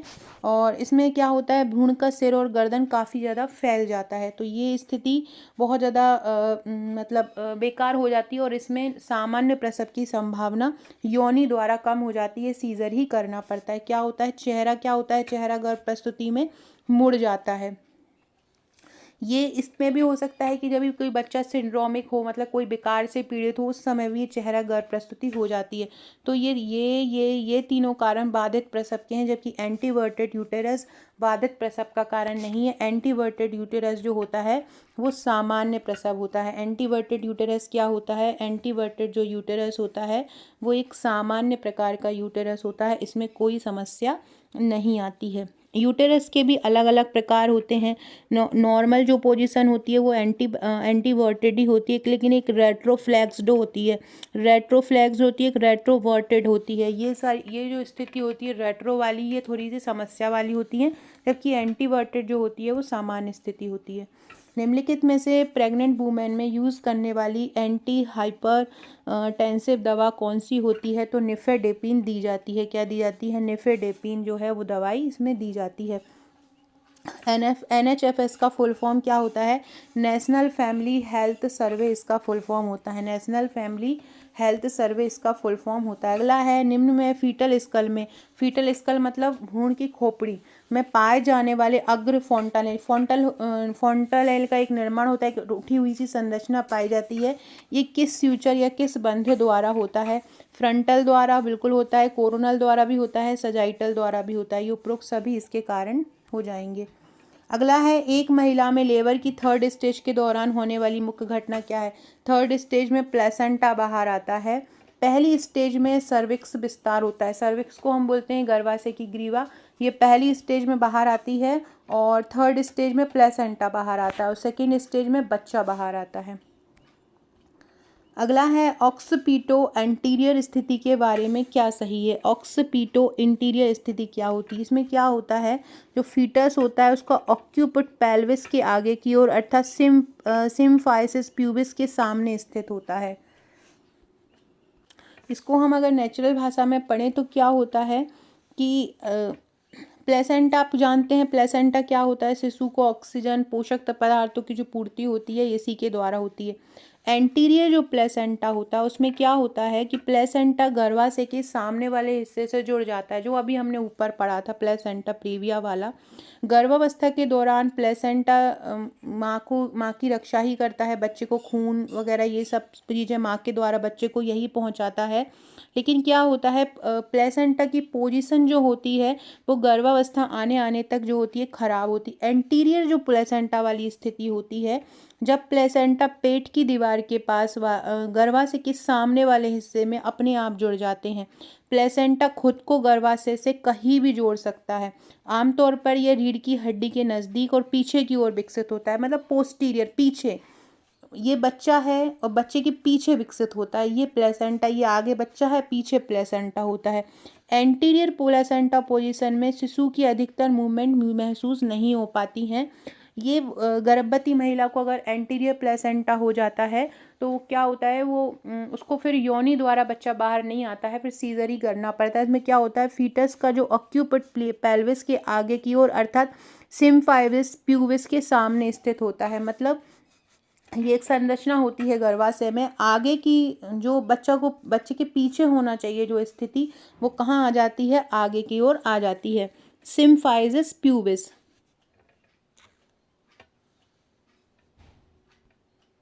आपने एक पेल्विक का हिस्सा देखा होगा, ये है और ये बाएं और दाएं पेल्विस को ये जोड़ने वाला जो हिस्सा होता है इसको हम बोलते हैं सिम्फाइसिस प्यूबिस। इसी के सामने फीटस जो होता है वो आ जाता है, इसी के सामने। सिम्फाइसिक प्यूबिस क्या होता है? बाएं और दाएं पेल्विक को जो जोड़ने बाएं और दाएं पेल्विक को जो जोड़ता है उसको हम बोलते हैं सिम्बाइसिस प्यूबिस। किसको बोलते हैं? जो बाएं और दाएं पेल्विस को जोड़ता है उसको हम सिम्बाइसिस प्यूबिस बोलते हैं। इसी के सामने जो होता है प्लेसेंटा आ जाता है, उसको हम ऑक्सीपिटो एंटीरियर कहते हैं। अगला क्वेश्चन है, निम्न में से फीटस के प्रेजेंटेशन को बताने के लिए कौन सी टर्म का उपयोग नहीं किया जाता है? बीच, सिफेलिक, कंधा, ये इनका उपयोग किया जाता है, लेकिन पेट का उपयोग, एब्डोमेन का उपयोग कभी भी नहीं किया जाता है। इसका आंसर हो जाएगा एब्डोमेन। अगला है, निचले खंड का सिजेरियन सेक्शन के संबंध में ट्रू सेंटेंस नहीं है। निचले खंड के सिजेरियन सेक्शन, इसमें डिलीवरी हेतु यूटेरस के निचले खंड में चीरा लगाया जाता है, सही है। इसके दौरान महिला में ब्लीडिंग तथा शॉक की संभावना कम होती है। इसमें इंसीजन ह्यूमिलस के नीचे होता है। इसमें इंसीजन का लगभग 1/3 भाग अम्बलिसस के ऊपर तक जाता है। अम्बलिसस मतलब होता है जो गर्भनाल के ऊपर जो चौड़ाई होती है। तो ये वाला जो क्वेश्चन है वो, ये वाला जो पॉइंट है वो गलत हो जाएगा। निचले खंड का सिजेरियन सेक्शन मतलब नीचे से काट के बच्चे को बाहर निकाला जा रहा है। अब आप बोलेंगे इसमें इंसीजन क्या होता है? इंसीजन को हम बोलते हैं चीरा, और अम्बलिसस को इसको क्या बोलते हैं? नाभि। इसको क्या बोलेंगे? नाभि। तो क्या बोल रहे हैं, इसमें जो चीरा है, चीरे का लगभग 1/3 भाग नाभि के ऊपर तक जाता है, ऐसा नहीं है। इसमें जो चीरा होता है नाभि के नीचे होता है। चीरा क्या होता है? नाभि के नीचे होता है, नॉट एक नाभि के ऊपर तक नहीं जाता है। तो ये गलत होगा। निचले खंड के सिजेरियन सेक्शन में जो चीरा है वो नाभि के ऊपर तक नहीं जाता, बल्कि नाभि के नीचे ही रहता है। ये अगर नाभि है, ये महिला का पेट है, और ये अगर नाभि है तो यहीं से ही चीरा लगाया जाएगा, ना कि ऊपर लगाया जाएगा। इसलिए ये वाला ऑप्शन जो होगा गलत हो जाएगा, बाकी के तीनों सही हो जाएंगे। निम्न में से पोलियो प्रोटेक्शन करने वाली वैक्सीन कौन सी है? पेंटावेलेंट तो नहीं है, डीपीटी वगैरह के साथ दी जाती है। एमएमआर खसरा वगैरह के लिए दी जाती है, खसरा रूबेला। बीसीजी तपेदिक के लिए दी जाती। आईपी इनएक्टिवेटेड पोलियो वैक्सीन जो है, जिसको सॉल्क ने बनाया था, ये पोलियो से प्रोटेक्शन प्रदान करती है, निष्क्रिय रूप से दी जाने वाली दवाई है। एआरटी में यूज़ करने वाली प्रोटीज इनहिबिटर ड्रग कौन सी है, जिसको बच्चे को देने के लिए उपयोग किया जाता है? ये इसका फुल फॉर्म क्या होता है? एआरटी में यूज़ होने वाली क्या होती है? देखो ये इसको हम एंटी रेट्रोवायरल थेरेपी बोलते हैं। क्या बोलते हैं? एंटी रेट्रोवायरल थेरेपी होता है। वायरल से इलाज करने के लिए इसका उपयोग किया जाता है, एंटी रेट्रोवायरल थेरेपी का। तो इसमें सेक्यूनेविर का भी उपयोग किया जाता है, इंडियानेविर का भी उपयोग, इंडिनेविर का भी उपयोग किया जाता है, और रेटोराइटोनेविर का भी उपयोग किया जाता है। इसको क्या बोलते हैं? एंटी रेट्रोवायरल थेरेपी इसको बोलते हैं, एआरटी को। फीवर आना है, रोज कलर के मतलब गुलाब कलर के रैसेस बन जाते हैं, ब्रेडिकार्डिया मतलब श्वसन की दर धीमी हो जाती है, डेलीरियम, एब्डोमिनल टेंडरनेस, पेट जो होता है वो अपसेट रहता है। किस डिसीज़ के लक्षण इसमें से होते हैं? पोलियो, ट्यूबरकुलोसिस, मेजल्स या चिकन पॉक्स। तो ये होते हैं मीजल्स। मीजल्स में क्या होता है? खसरा मतलब बुखार भी आ रहा है, गुलाबी कलर के रेसेस भी पड़ जाते हैं, श्वसन की धीमी दर भी हो जाती है। सारे लक्षण किसके हैं? मीजल्स के होते हैं। अगला है, निम्न में से कौन सा यौन संचारित नहीं है? 6 रोग यौन संचारित नहीं है। गोनोरिया, चेंक्रोइड और हेपेटाइटिस बी, ये यौन संचारित रोग हो सकते हैं। कोरोनरी धमनी का रोग का मुख्य कारण क्या होता है? Myocardial ischaemia. कोरोनरी धमनी का रोग का मुख्य कारण क्या है? मायोकार्डियल इस्केमिया है। निम्नलिखित में से कौन सा निष्कर्ष मध्यम उच्च रक्तचाप को विकसित करता है? 120/80 ये सामान्य रक्तचाप होता है, लेकिन ये बोल रहे हैं मध्यम जो उच्च रक्तचाप को स्थित कर। मध्यम मतलब 170 जो मिलीमीटर HG है सिस्टोलिक हो, और डायस्टोलिक क्या होगा? 106। ये जो होगा ये मध्यम रेंज हो जाएगी। अगला है, एमनेसिया से आप क्या समझते हैं? ये एमनेसिया क्या होता है? जब व्यक्ति भूलना बहुत ज़्यादा लग जाता है, उसको मेमोरी में जब कमी आती है, याद रखने की क्षमता कम हो जाती है, उसको एमनेसिया बोलते हैं। अगला है रन फिट क्या होता है, शराब के कारण जो दौरे पड़ते हैं उसको हम रन फिट बोलते हैं। रन फिट क्या होता है, शराब के कारण दौरे पड़ना। ईसीटी जो होती है वो कितने समय के लिए दी जाती है, ईसीटी जो थेरेपी होती है वो कितने समय के लिए दी जाती है, इसको हम इलेक्ट्रो कन्वल्सिव थेरेपी बोलते हैं, जो कि ब्रेन में दी जाती है, मतलब झटके देते हैं, ब्रेन में झटके देते हैं। मेंटल कोई मानसिक रूप से कमज़ोर होता है उसके लिए ये दी जाती है, इसको हम क्या बोलते हैं, इलेक्ट्रो कन्वल्सिव थेरेपी बोलते हैं। क्या बोलते हैं, इलेक्ट्रो कन्वल्सिव थेरेपी इसको बोलते हैं। इसमें कितने समय के लिए दी जाती है, 0.6 सेकेंड के लिए दी जाती है। मानसिक रूप से जो इल लोग होते हैं उनके लिए ये दी जाती है। अगला है ह्यूमन बॉडी में आयरन का सर्वाधिक एब्जॉर्प्शन कहाँ होता है, स्मॉल इंटेस्टाइन में होता है। कहाँ पे होता है, स्मॉल इंटेस्टाइन में। हम हमारा जो हम जीतेंगे बैच उसमें मैं ऐसे 100 प्रैक्टिस सेट कराऊंगी। पूरे सेट वीडियो के द्वारा लाना, यूट्यूब पे लाना पॉसिबल नहीं है। हम इन सारे की पीडीएफ बना के सारे 100 सेट इन 100 क्वेश्चन के ही लगभग 10-15 हज़ार प्रश्न बन जाएंगे। सारे ही प्रश्न बनाकर हम यूट्यूब में वीडियो बनाकर देंगे इसकी। हम हमारे ग्रुप में वीडियो बनाकर देंगे। हमारा जो ग्रुप होता है टेलीग्राम पर हम वीडियोस अपलोड करते हैं, केवल उन्हीं के लिए टेलीग्राम प्राइवेट ग्रुप है, केवल उन्हीं को मिलता है जिन्होंने हमारा पैकेज लिया हो। तो आप लोग भी अगर लेना चाहते हैं तो अभी भी देर नहीं हुई है, ज्वाइन कर लीजिए। एग्ज़ाम अभी भी करीब 60-70 दिन आपके पास हैं, आप ज्वाइन कर सकते हैं और 100% सिलेक्शन ले सकते हैं। ह्यूमन बॉडी में आयरन का सबसे ज़्यादा एब्जॉर्प्शन कहाँ होता है, स्मॉल इंटेस्टाइन में होता है। अधिक वजन के लोगों के बीएमआई के बारे में क्या सही होता है। देखो बीएमआई अगर 25 से ज़्यादा होता है तो इसका मतलब जो होता है वो आदमी का वजन ज़्यादा है। 18 से कम होता है तो वजन कम है। 18 से 25 तक सामान्य वाले होते हैं। 18 से कम वाले क्या होते हैं, कम वजन के होते हैं। 25 से ज़्यादा के जो होते हैं वो ओवरवेट होते हैं। तो इसका आंसर क्या होगा, 25। 18 से कम वाले पतले और 25 से ज़्यादा वाले मोटे। मिड डे मील प्रोग्राम कब आरंभ हुआ था, सबसे पहले 1961 में तमिलनाडु में आरंभ हो गया था। तमिलनाडु में आरंभ हो गया था, लेकिन 1995 में इसको पूरे भारत में लागू किया गया था। सबसे पहले तमिलनाडु में लागू हुआ। 2001 से इसमें पका हुआ भोजन दिया जाने लगा। जब कंगारू मदर केयर प्रदान की जाती है तो कम से कम कितने समय तक प्रदान की जानी चाहिए, तो कम से कम 6 घंटे। जब बच्चा बहुत कम वजन का होता है तो उसको कम से कम 6 घंटे तक माता को अपने पास लगाए रखना चाहिए। लेकिन एक सत्र दिया जाता है, सत्र के अनुसार अगर पूछा जाए, किसी एक सत्र में सत्र दे रहे हों, अलग अलग दिन में, दोपहर में, शाम में, अलग अलग सत्र में दे रहे हो तो कम से कम 1 घंटा उत्तर होगा। लेकिन अगर पूछा जाए कंगारू मदर केयर स्पेशली इसलिए प्रदान की जा रही हो, बच्चा तभी प्रदान की जाती है जब बच्चा कम वजन का होता है। 2500 ग्राम से कम वजन के बच्चे को कंगारू मदर केयर प्रदान की जाती है। तो ये कम से कम 6 घंटे तो है ना प्रदान करनी चाहिए। और एक सत्र में अकेले यहाँ पे पूछे एक सत्र में कितना प्रदान करना चाहिए, तो 1 घंटा, नहीं तो 6 से 8 घंटा आंसर होता है। ग्लासगो कोमा स्केल में अधिकतम स्कोर कितना हो सकता है, तो ग्लासगो कोमा स्केल में कितना हो सकता है, अधिकतम जो स्कोर हो सकता है वो ग्लासगो कोमा स्केल में कितना हो सकता है, 15 हो सकता है। क्या होता है, एक जिसका उपयोग मस्तिष्क की चोट के बाद ये पता लगाने किया जाता है कि किसी व्यक्ति की चेतना में कितना चेतना स्तर है, उसकी चेतना में मजबूती कितनी है, मतलब मस्तिष्क की पता लगाने के लिए इसको किया जाता है।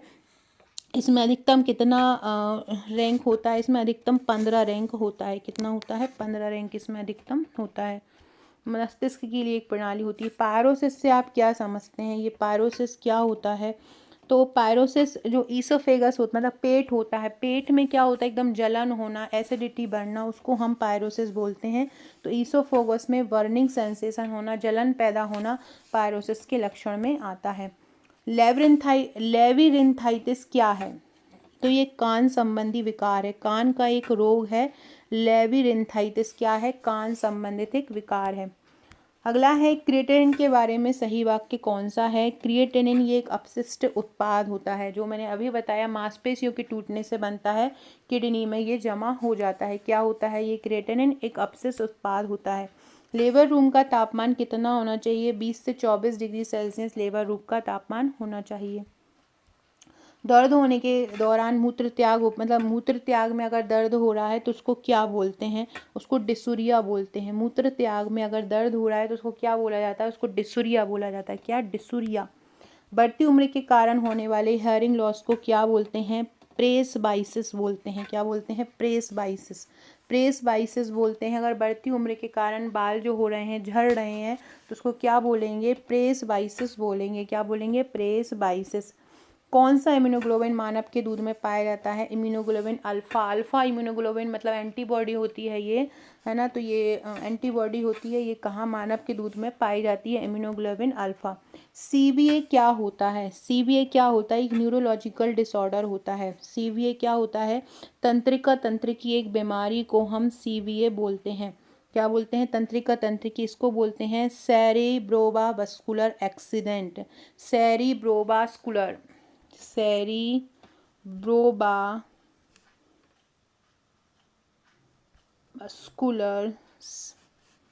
एक्सीडेंट। इसके कारण क्या हो जाता है? तंत्रिकाओं में जो होती है वो क्षति पहुंच जाती है। इसको स्ट्रोक भी बोलते हैं या ब्रेन का स्ट्रोक भी बोलते हैं। सीवीए को और क्या बोलते हैं? ब्रेन अटैक भी बोलते हैं। क्या बोलते हैं? ब्रेन अटैक भी इसको सीवीए को बोला। इसको सेरेब्रल वेस्कुलर एक्सीडेंट बोलते हैं। सेरेब्रल वेस्कुलर एक्सीडेंट बोलते हैं। ये मस्तिष्क में रक्त की आपूर्ति बाधित कर देता है। धमनी में रुकावट या टूटने से भी, ब्लड के टूटने से भी ये हो जाता है। तो क्या होता है? Neurological disorder. इसको बोलते हैं ब्रेन स्ट्रोक भी बोला जाता है। अगला है एंटी पैरासाइटिक दवाई कौन सी है इसमें? दर्द को कम करने वाले पायरीमेथाइन भी है, क्लोरोक्विनिन भी है, सल्फाडॉक्सिन भी है। तो सभी इसके उत्तर सही हो जाएंगे। क्लोरोक्विनिन का उपयोग किस बीमारी के लिए किया जाता है? मलेरिया के लिए किया जाता है। मलेरिया कुनैन की का भी उपयोग किया जाता है, उसी से ये बनी है क्लोरोक्विन। जिसको भी वीडियो पसंद आ रहा है सारे लोग लाइक ज़रूर कीजिएगा और अपने अपने ग्रुप में शेयर कीजिएगा। और हमारा पैकेज लेना चाहते हैं तो मुझे व्हाट्सअप कीजिएगा। 100% अगर सिलेक्शन लेना है तो हमारे से जुड़ जाइए। डेली टेस्ट दीजिए। इजी लैंग्वेज में बनी, बहुत सरल तरीके से बनी पीडीएफ देती हूँ मैं टॉपिक वाइज, और जो टेस्ट लेती हूँ उनकी भी पीडीएफ देती हूँ। तो सारा आपको एमसीक्यू में भी मिलेगा, थ्योरी में भी मिलेगा, सब कुछ मिल रहा है ओनली 799 में। अगर हार्ड कॉपी लेंगे तो 1699, बट केवल ऑनलाइन सब कुछ लेना है तो केवल 799 में होगा। कॉप्लिक स्पॉट किस बीमारी में देखे जाते हैं? खसरा में देखा जाता है। कॉप्लिक स्पॉट किस में देखा जाता है? खसरा में। एक पिंक कलर के स्पॉट, लाल सफ़ेद धब्बे कलर के स्पॉट हो जाते हैं, या कभी कभी वाइट कलर के स्पॉट पाए जाते हैं, उसको हम कॉप्लिक स्पॉट बोलते हैं। कॉप्लिक ने सबसे पहले देखा था इसको, इसलिए कॉप्लिक बोलते हैं। अनकॉन्शियस प्रेजेंट होता है। अनकॉन्शियस मतलब होता है जिसमें चेतना नहीं है, सुप्त अवस्था में है। तो उसको अगर आपको दवाई देनी है तो कैसे दोगे? देखो, अब जब वो चेतना में ही नहीं है, वो अनकॉन्शियस है, तो उसको मुंह द्वारा तो देंगे नहीं पाएंगे ना। इंजेक्शन द्वारा दे सकते हो, चाहे आईवी इंजेक्शन द्वारा, इंट्रावेन द्वारा, चाहे आईएम इंजेक्शन, दोनों द्वारा दे सकते हो, लेकिन मुंह द्वारा आप नहीं दे सकते हो। अगला क्वेश्चन है, निम्नलिखित आईवी द्रवों में से इनको निम्नलिखित चौथे द्रव बोलते हैं। चौथे सबसे तनु घोल कौन सा? ये शर्करा शुगर का जो पेशेंट होता है, डायरिया का जो पेशेंट होता है, उसको ये दिया जाता है। तो इनमें सबसे ज़्यादा डाइल्यूटेड घोल कौन सा होता है? सबसे ज़्यादा जो डाइल्यूटेड घोल होता है उसको हम 5% डेक्सट्रोज बोलते हैं। क्या बोलते हैं उसको? 5% जो डेक्सट्रोज होता है वो सबसे ज़्यादा जो होता है, सबसे ज़्यादा तनु डाइल्यूटेड सॉल्यूशन होता है ना। और ये उनको उनके शरीर में मतलब इंट्रावेन द्वारा बोल सकते हैं, मतलब अंतःपेशीय द्वारा, अंतः नस द्वारा इसको बोल सकते हैं। इसको दिया जाता है।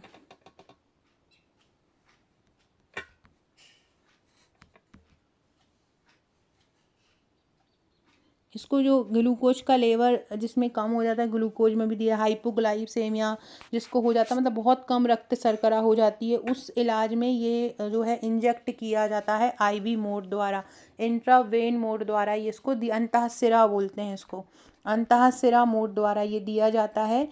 किसको दिया जाता है? जिनके में शुगर जो होती है बहुत कम हो जाती है।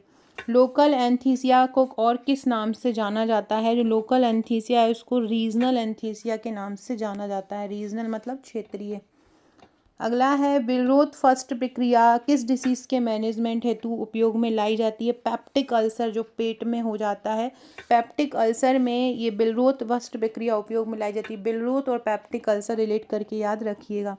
अगला है सामान्य पित्त नली में मौजूद पथरी को कुचलकर बाहर निकलना क्या कहलाता है? तो जब पित्त नली में पथरी आ जाती है उसको कुचलकर बाहर निकालने को बोलते हैं हम कोलिडोकोलिथोट्रिप्सी। क्या बोलते हैं? कोलिडोकोलिथोट्रिप्सी बोलते हैं। अगला है गर्भा से फाइब्रॉइड के इनमें से क्या सही होगा? गर्भा से फाइब्रॉइड क्या होता है? गर्भा से फाइब्रॉइड, सबसे पहले ये समझो कि ये क्या चीज़ होती है। ये गर्भाशय में एक ऐसी मतलब एक गर्भाशय में एक गांठ टाइप हो जाता है, एक उसको हम बोलते हैं गर्भाशय फाइब्रॉइड। इसमें क्या होता है, बहुत ज़्यादा एस्ट्रोजन का बहुत ज़्यादा अगर एस्ट्रोजन स्नावित हो रहा है, बहुत ज़्यादा प्रोजेस्टेरॉन स्नावित हो रहा है तो ये एक फाइब्रॉइड का कारण हो सकता है। ये बड़े भी हो सकते हैं गर्भावस्था के दौरान ये फाइब्रॉइड, और छोटे भी हो सकते हैं। ये ज़्यादातर मामलों में बिना लक्षण वाले होते हैं, मतलब पता नहीं चलता है और उसमें एक गांठ टाइप हो जाती है, गर्भाशय में एक गांठ टाइप से हो जाती है। इसको गैर कैंसर युक्त वृद्धि बोलते हैं, इसको कैंसर नहीं बोलते हैं लेकिन गर्भाशय में एक गांठ हो जाती है, उसको हम गर्भाशय फाइब्रॉइड बोलते हैं। क्रोनिक रेनल फेलियर के मामले में एनीमिया का क्या लक्षण होता है? तो एनीमिया का कारण होता है एरिथ्रोपोइटिन, एक हार्मोन होता है वो लगातार जो होता है। क्रोनिक मतलब होता है एकदम बहुत समय तक, लंबे समय तक कोई चीज़ बनी हुई होती है, उसको हम बोलते हैं, है ना। तो ये तो इसका कारण क्या होता है? इसमें क्या होता है कि क्रोनिक रेनल फेलियर में क्या होता है, रेनल फेलियर मतलब अपशिष्ट जो पदार्थ होते हैं वो बाहर नहीं निकल पा रहे हैं, बहुत लंबे समय तक अपशिष्ट पदार्थ जो है वो बाहर नहीं निकल पाता है। क्रोनिक रेनल फेलियर को हम बोलते हैं गुर्दे की विफलता। हिंदी में हम किसको क्या बोलते हैं? गुर्दे की विफलता बोलते हैं। गुर्दा अच्छे से काम नहीं कर रहा है, किडनी अच्छे से काम नहीं कर रही, उसको हम क्रोनिक रेनल फेलियर बोलते हैं। इसमें क्या कारण हो जाता है इसका? इरिथ्रोपोइटिन हार्मोन की कमी इसका कारण हो सकता है। क्या होगा? इरिथ्रोपोइटिन हार्मोन की कमी इसका कारण हो सकता है। सो फ्रेंड्स, ये था हमारा आज का वीडियो, बहुत ही शानदार, बहुत ही इंपॉर्टेंट वीडियो था। आज आपको पसंद आया होगा, वीडियो अच्छा लगे तो लाइक शेयर सब्सक्राइब जरूर कीजिएगा। Okay friends, thank you.